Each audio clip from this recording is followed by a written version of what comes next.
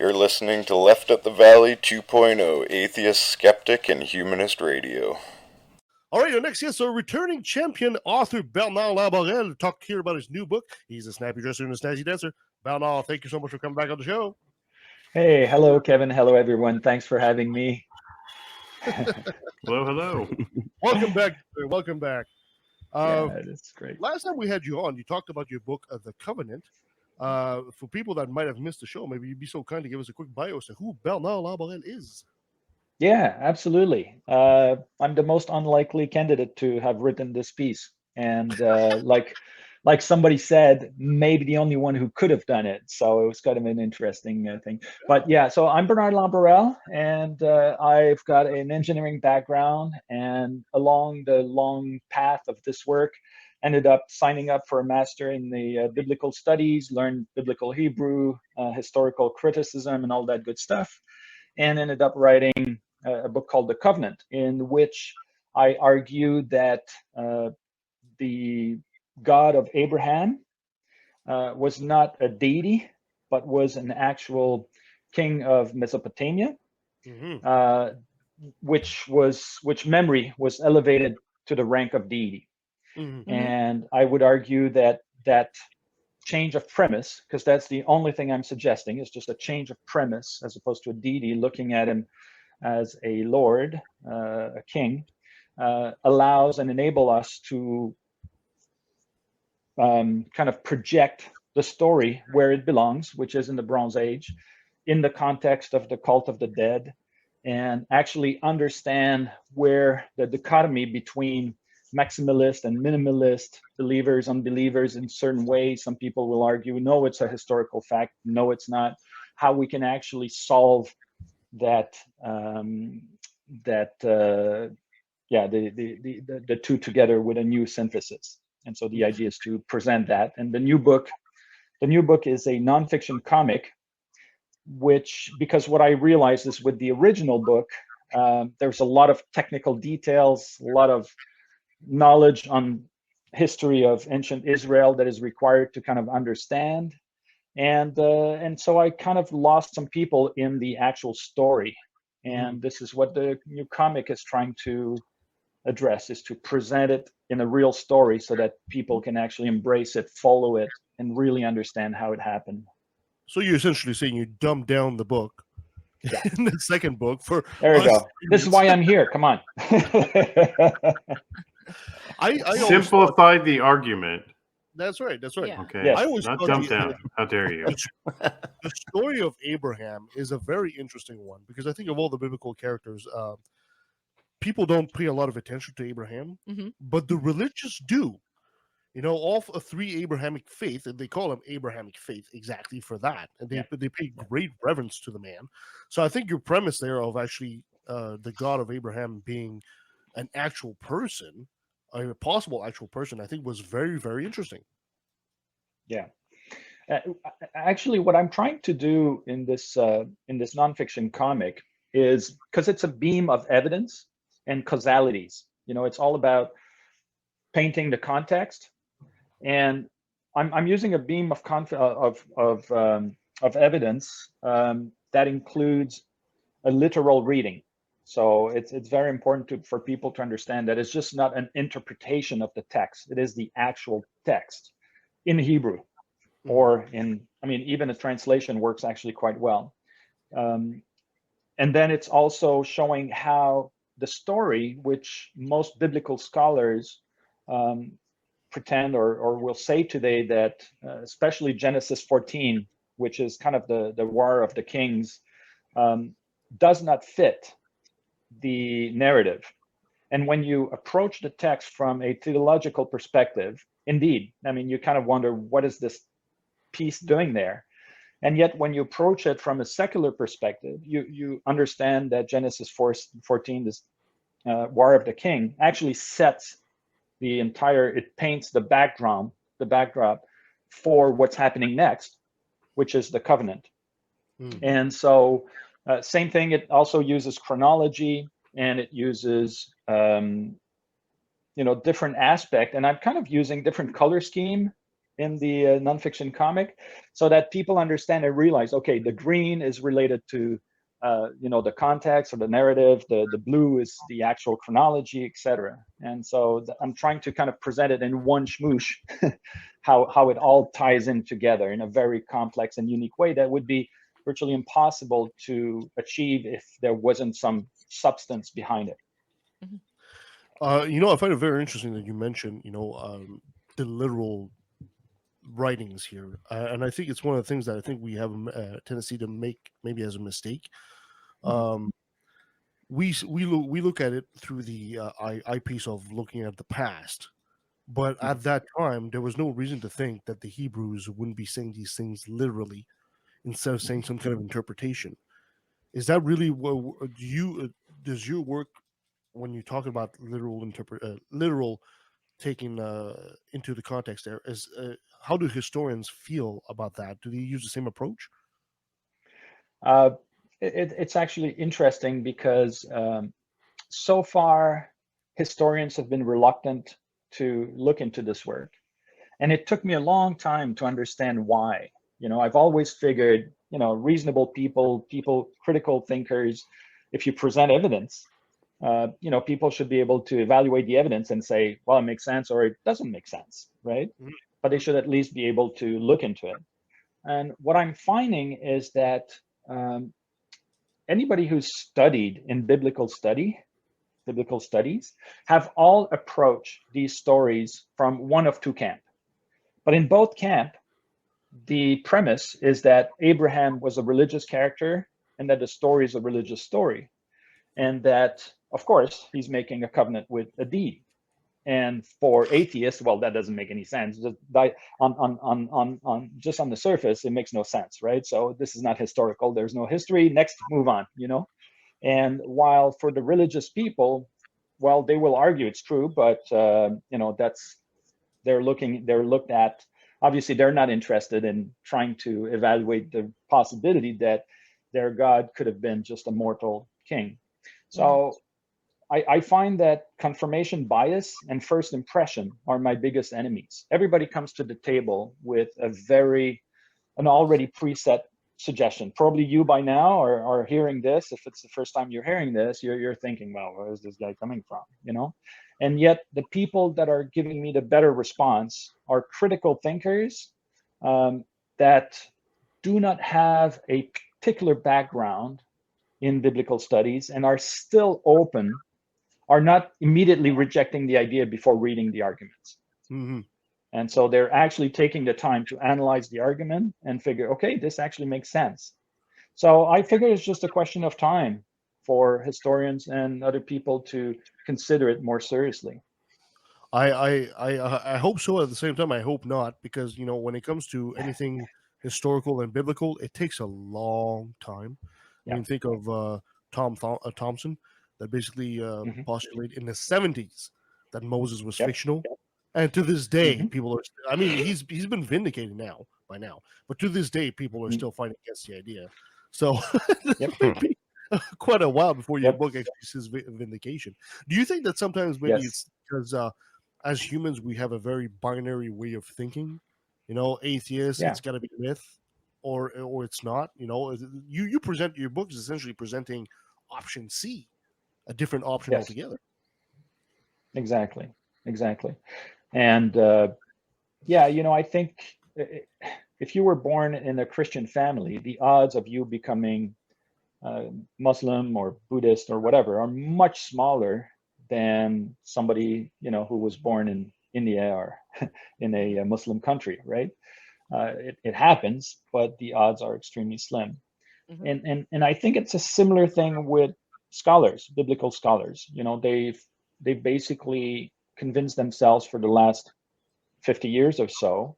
The liberal scholars have convinced themselves there's absolutely no historical truth to, as you say, Moses, Abraham, and all that. And then they've been looking at some of the fundamentalists who've actually been publishing some very interesting information, but we look at it and we ignore it just because we don't like their premise, right? Mm-hmm. And I think what my work is kind of doing is kind of allowing everybody to come back to the table, reevaluate the actual arguments, and realize there's actually some things that make sense here, something that makes sense there. And when you look at it this way, you have a naturalistic explanation that fits the historical context, that works in the chronology, and that allows us to explain where the history of Yahweh originates from. Because today scholars still can't tell us where and how it happened. You know, and what my work does is offer an answer to the where, when, why, and how. And you know, and basically it's just a question of looking at it, and you know, it's definitely open worth to. It's definitely worth a look. I'd like to think so, but yeah, absolutely. And what I find amazing that your explanation, you know, although a valid one, is so basic, because we do this to this day. I mean, just before the interview and all that, we were talking about QAnon's obsession with Donald Trump and JFK. They're already almost deifying people. Yeah. No, if exactly. you get QAnon and give it 1,000 years, Donald Trump would be a god in that story for sure. Oh yeah. So the idea of that Abraham was actually talking to a real person, and this person became Yahweh, the God, the Lord, and it just snowballed from there, is not that far fetched. Right. I mean, look what we did with George Washington. He like he can't tell a lie, you know, and he cut down none of that was real. He's a real person, but they like completely made up shit about it. Same thing with King Arthur, like fighting dragons and shit. You know, it's if you look at George Washington as a perfect example, because Washington essentially was, until the American Revolution, was pretty much a failed general. He wasn't all that great. He wasn't all that brilliant. But all of a sudden, he's like this master of strategy. It's like, well, what the hell did that happen? The guy was basically lucky. No, really. Okay. Well, that's the thing, though. When you talk about that, is what made him good is he decided to no longer follow the rules of engagement. Because essentially, back then, they were scheduling battles like show up at 8 a.m. and we'll all line up and we'll fight each other. He's like, no, I'm going to cross this fucking river and surprise the hell out of you. That's what happened. If somebody did that today, we would call them terrorists. Yes, exactly. Actually, it's kind of funny we say that, because Bernard and I, being French Canadian, Bernard would actually know as well that how the French lost to the English was exactly that too. You know, if you go some of the history of Canada, how the French lost to the British was because they were vastly outnumbered, and they decided to take these farmers essentially and train them as soldiers and face to face against trained British soldiers. Of course they lost. But until then, it was guerrilla warfare, and the French were actually holding on pretty good. And Washington did the same thing, guerrilla warfare essentially. You know, took you by surprise, no rules, just get in there, kill them. So anyway, that diversion here. I just have a question, and admittedly, I didn't see your first interview, but like, what do you know about the king or kings? Because it's entirely possible there's like more than one. Oh, absolutely. If you look at Hercules, I think it is like there's 5 or 6 people who Hercules is actually came from. So what do we know about the originator or originators of Yahweh? Yeah. That's a good question. I mean, obviously, we can't know for sure, right? I mean, I've got my own suggestion, and I'm suggesting it in the book. I personally believe it was King Hammurabi, King Hammurabi of Mesopotamia, who lived between, he ruled between 1792 and 1752. BC or 1750 BC, and he was one of the greatest king of Mesopotamia.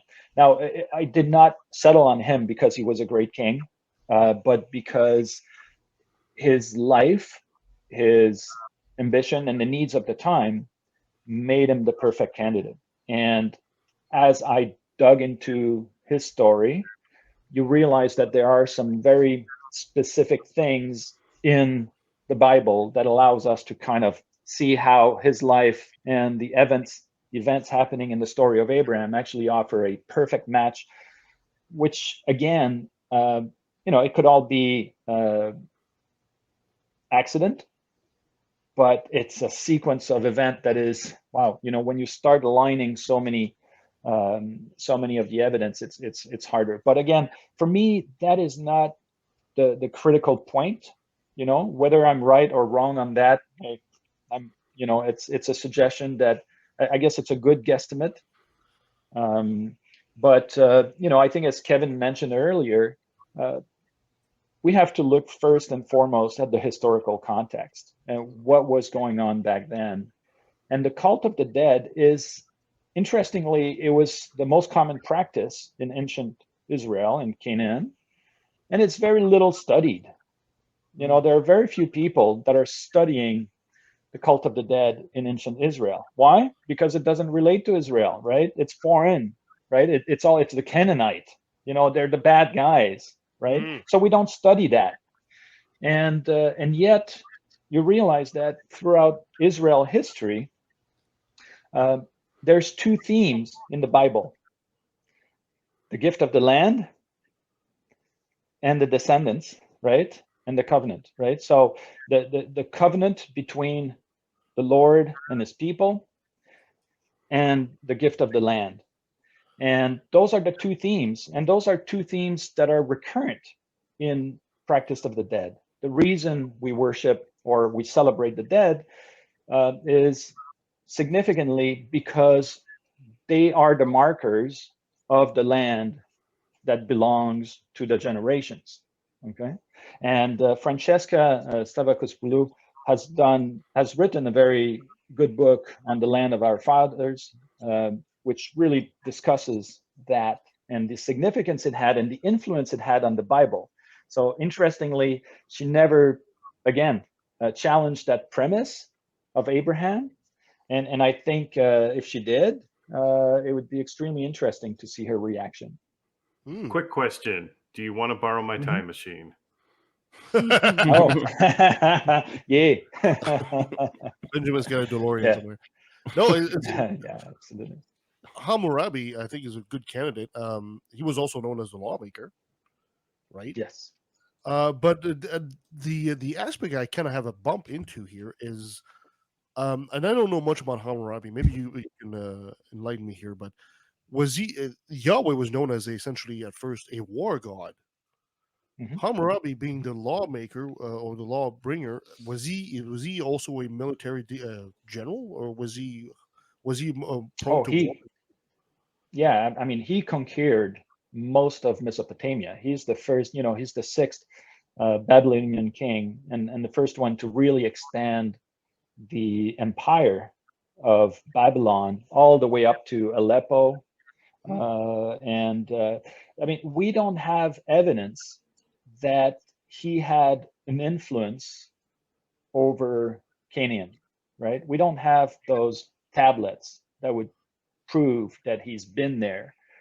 But again, the only evidence we have about his life come from the tablets found in Mary, not from Babylon, right? So we have nothing from Babylon per se. So everything we know about King Hammurabi comes from one of his vassals.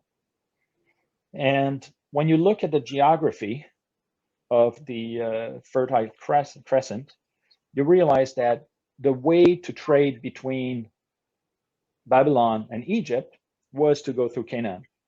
Okay, and in the story of Abraham, Genesis 14, which for me is an important aspect, basically tells us that the Sodomites, the people of Sodom, were vassal of a Mesopotamian king.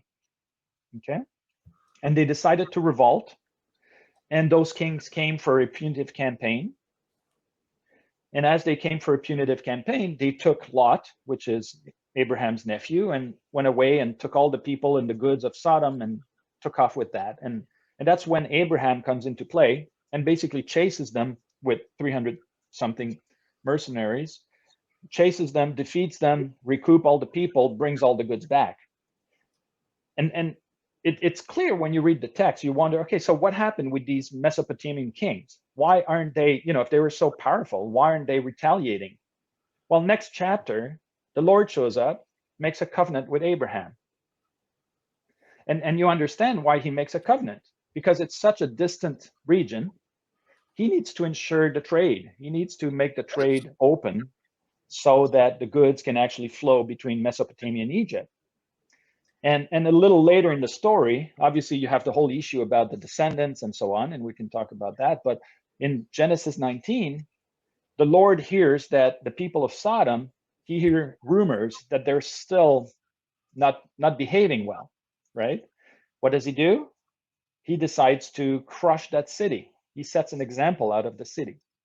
So why would we have human beings, kings, in Genesis 14 that are trying to put the people of Sodom under the solitude?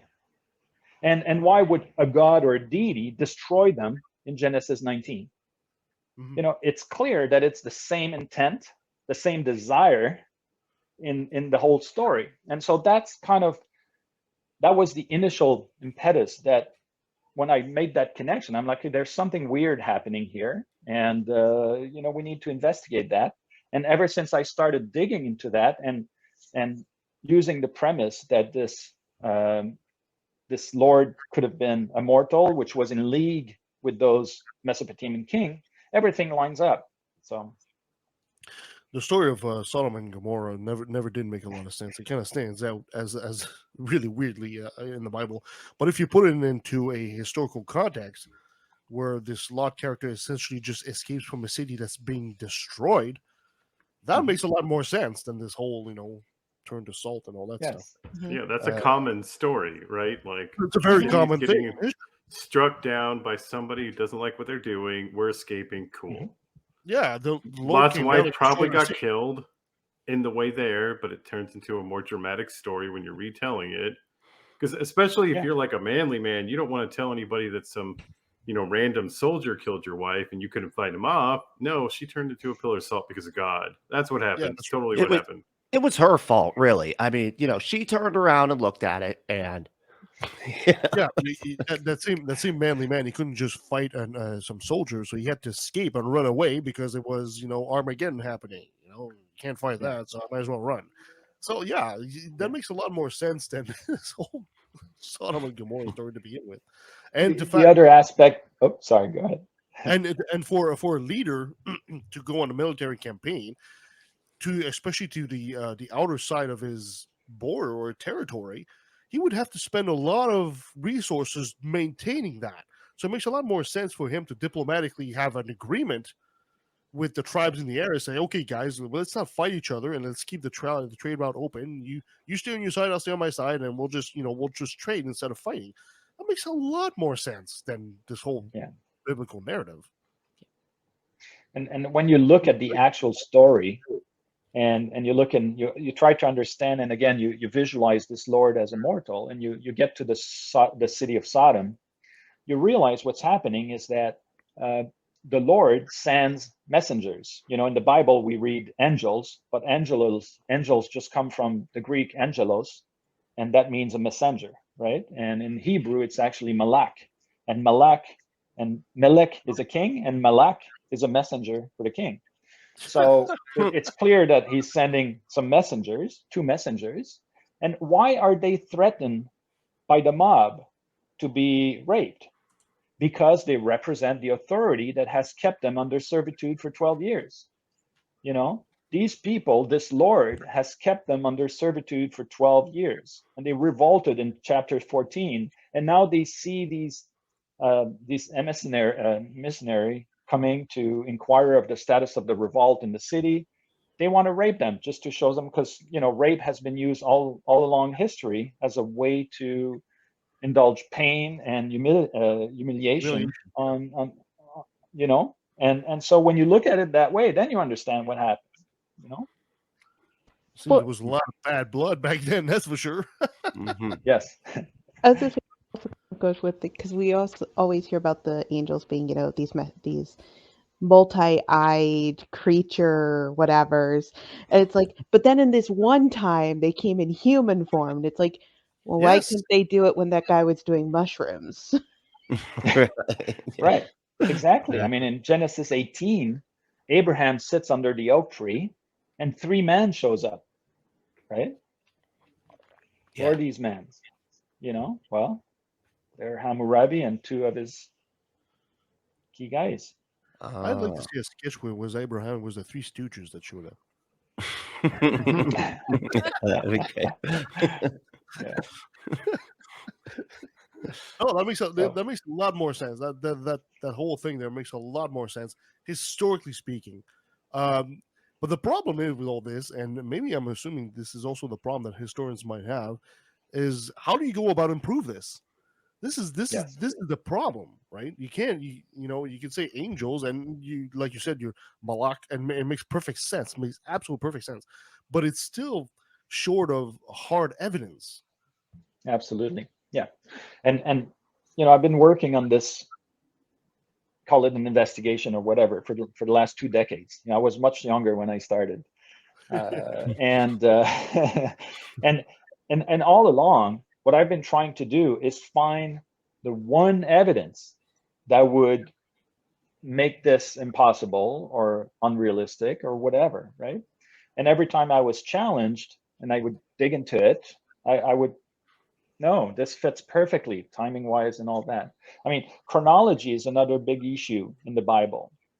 Historians tells us that, they live very old because those are mythical characters.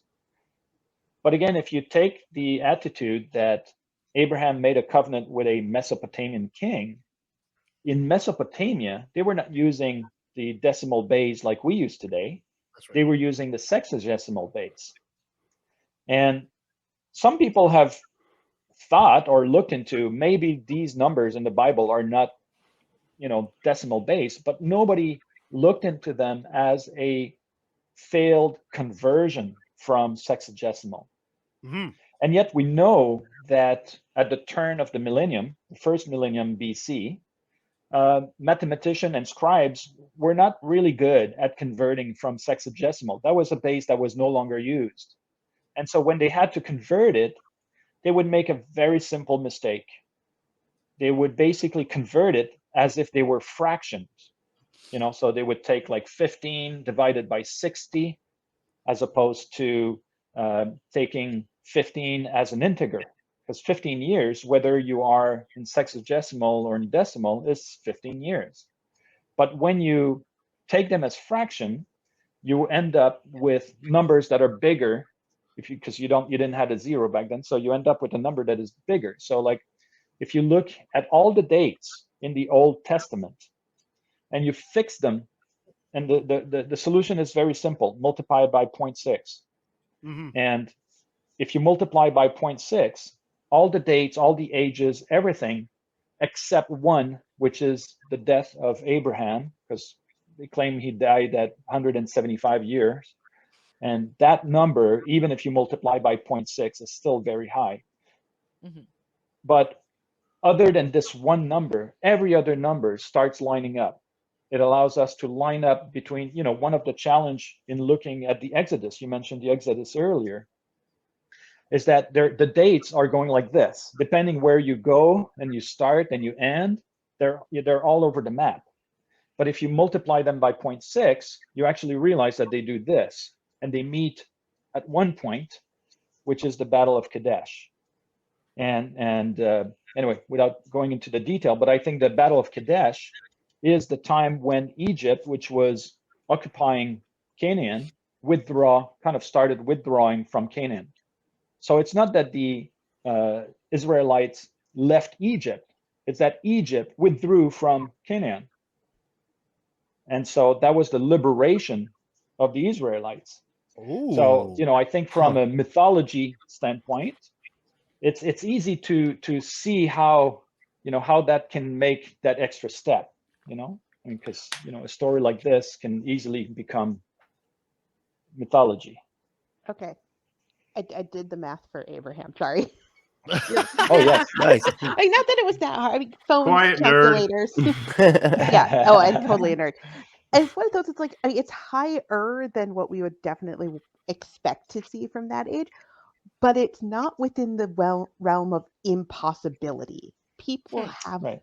lived that long, so it's like, even with that, it's like, okay, maybe somebody fudged a number a little bit here because Abraham was their favorite character. I've done that in Explain the number you fanfic. got there, Bertie. Yeah, what is the number? What's the Yeah. number you got there? 105. Oh, Okay. Yeah, so like I said, My- it's like it's not impossible. It's just improbable.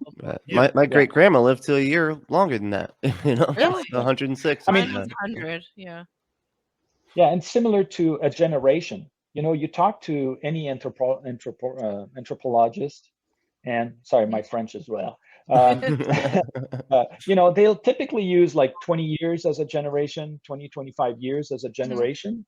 And in the Bible, it's 40 years. Do the math. 40 years times 0.6, 24. Yeah.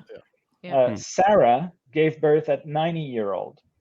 90 times 0.6 is 54. It's still old, and it's still very improbable. But it's But possible.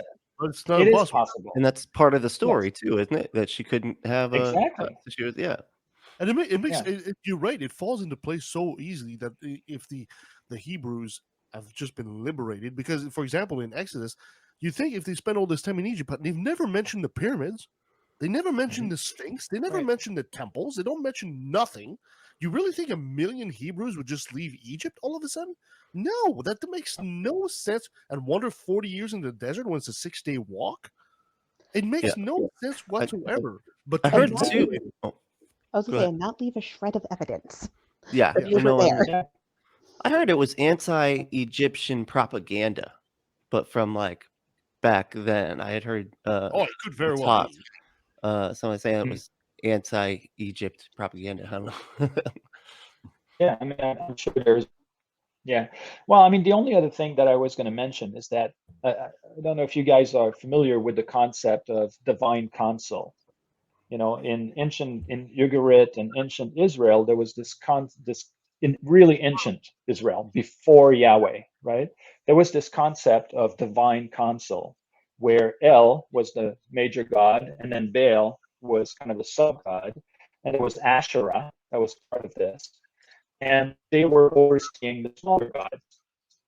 As it turns out, there was 70 smaller gods, and in Deuteronomy 8:32, there's a big discussion among scholars because we have different. This divine council was headed by 70 gods, right? Mhm.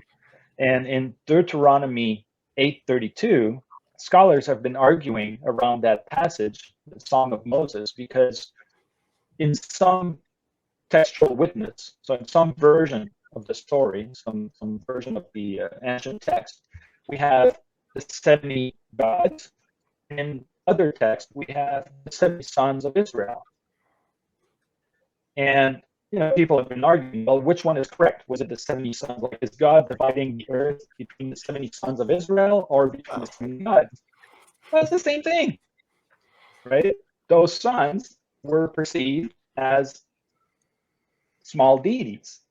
And my suggestion that you will see in the book is that even the name Yahweh can actually be formed from Baal and Asherah if you remove, because Asherah in Hebrew can be Baal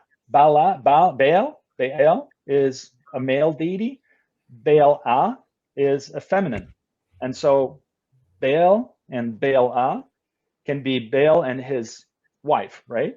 But if you remove Baal, you're left with the god Yah and his consort, but you form the tetragrammaton Yahweh if you remove Baal out of this. Okay. And Asherah writes exactly the same as goddess Sarah. Okay. So when you look at all this, and Yah, I think the name Yah for God comes or may come from the Akkadian expression Beliah. Beliah basically means my lord in Akkadian, which is the language spoken, I'd say that the language that was being used, la franca, how'd say that, lingua franca at the time, right? The diplomatic correspondence, it would use Akkadian, which was the language spoken in Babylon. So anyway, I mean, all the elements are kind of converging and help resolve a bunch of questions that scholars have had lingering for a long time. It just all lines up, and one change provides answers to all these questions and allows us to kind of find a new story. Wow. Wow, I sure hope you do get that vindication, man. I really do, because I think you're taking this into a very interesting direction, and I think it's totally worth a look. So your new book, To Be Done With Sodom, is essentially the same, almost the same kind of story, just put down in a dumber version for us idiots. And if people want to find your book, where can they get it? I can get it on Amazon. It's the easiest way, or on Barnes and Nobles, or Smashwords. It's available in different places, and I have a blog at earthlycovenant.com. It's the easiest way to get in touch. Fantastic. Oh, Bernard, yeah. thank you so much for being on the show with us today. I really appreciate Sorry, that. say that again. Earthlycovenant.com. Yeah. Just .com. making Yes. some notes here. Yeah, making some notes. We'll put it in the notes. Yeah. Sorry to interrupt. Well, thank you very much for the opportunity, because the biggest challenge is to get people to open up, at least listen to the idea. Usually when they listen to the idea and they start exploring, they realize that, so far I've only been getting great feedback. So Yeah, exactly. upward and onward. So the book is To Be Done With Sodom, or The Covenant, if you want the more extended version. Bernard, thank you so much for that, buddy. It's really great to have you on the show. Before I let you go, though, I got to have you say, hi, this is Bernard Lamborelle, and I took a left at the valley. Hi, this is Bernard Lamborelle, and I took a left at the valley. Excellent. And that was our friend Bernard Lamborelle. What an Great time. interesting topic. Yeah. I find that very interesting. And, I know it's not easy to sway historians. And I know he's got some big shoes to, fill when it comes to proving this kind of stuff. But it's a very valid hypothesis, I think, from a layman's point of view. I agree. I'd be kind of really curious to bring a couple of historians on to actually maybe not debate that, but discuss that anyway.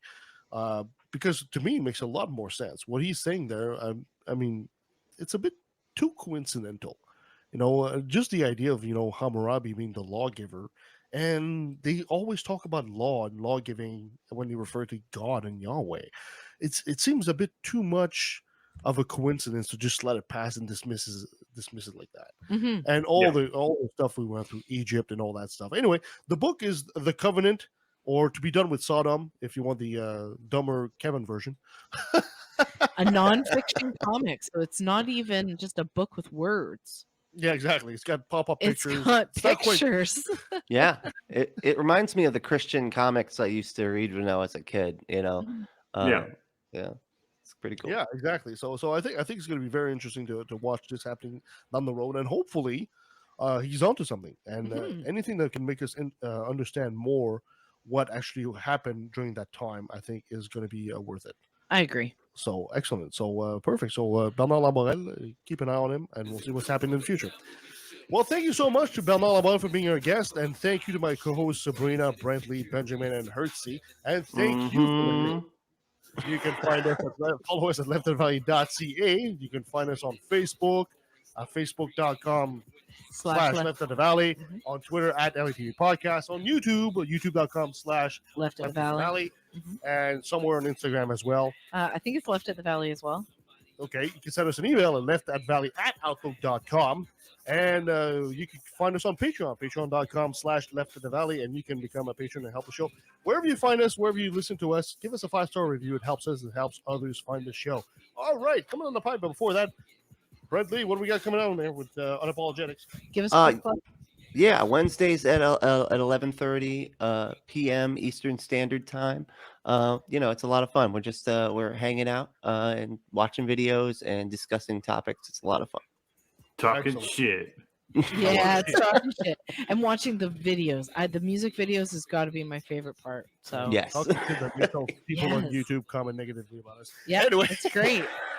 Coming up next week, we'll have Randall Richardson talk about Canadian atheists. We'll have John, the Godless Engineer, in February. That'll be interesting. Hell yeah. The pain of flat Earth matter of people this year. We'll have Janice Selby talking about Court 2022 coming back. We'll have Ian Harris, funny guy, talking about that. And we're also in talks right now with Seth Andrews and No Illusions as well. So we got plenty of great things coming on the pipe. We do. I'm also trying to get Gerald Posner, who wrote A God's Banker.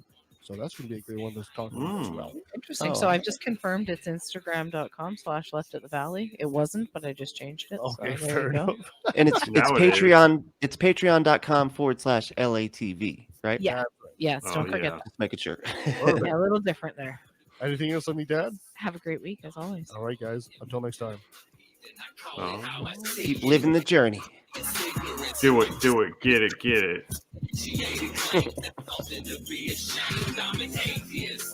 Atheist. All right. Hey.